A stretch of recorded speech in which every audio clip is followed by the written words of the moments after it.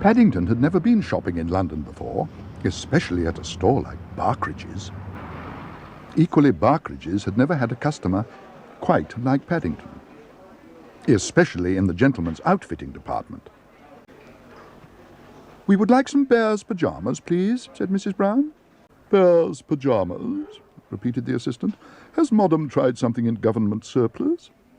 "Indeed not," said Mrs. Brown. "I've never heard anything like it. Have you, Paddington?" "Never," said Paddington hotly, and he gave the man one of his special hard stares. "Yes, sir," said the assistant. "At once, sir." "He's been sleeping in his duffel coat," explained Mrs. Brown, "and we don't want that." "We certainly don't," agreed the assistant. "Would the young gentleman care for something in stripes? They're all the rage just now." "I'd sooner have something in spots," said Paddington. "If I had a pair like these, I don't think I would ever get lost, not even if I fell out of bed by mistake." "You can say that again," murmured Judy. "The changing rooms are on the right," called the assistant. "Don't go wrong."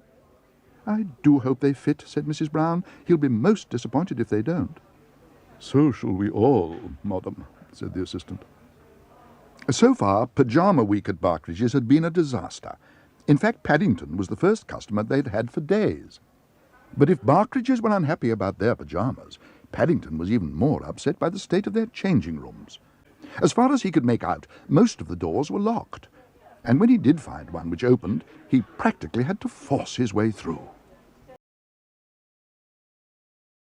On the other hand, once inside, it was all very different. It was more like the inside of a house, and he was most impressed.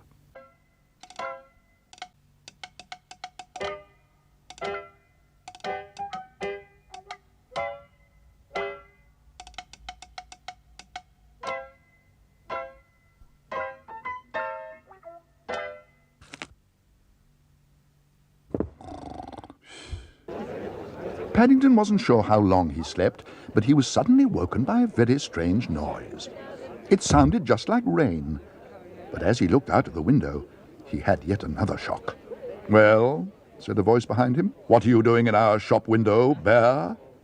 "Your shop window?" repeated Paddington. He suddenly wished he hadn't bought such loud pyjamas. "Oh dear," he announced to the world in general, "I think I've been recognized." But to his surprise, the manager of Barkridge's was more than delighted with all that had happened. "Bear," he boomed, "you're what we in the trade call a trend-setter. Since you went to bed in our shop window, those pyjamas have been selling like hot cakes. Look at them. They've all gone." And to show just how pleased he was, he offered Paddington anything he liked to choose in the store as a present.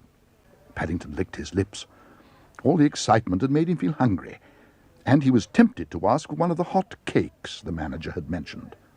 Then he caught sight of the very thing, some Wellington boots. "I'd like a pair of these, please," he announced. "If it rains the next time I'm in bed, it'll stop the ends of my pyjamas getting soggy. That would never do, especially now you've sold out."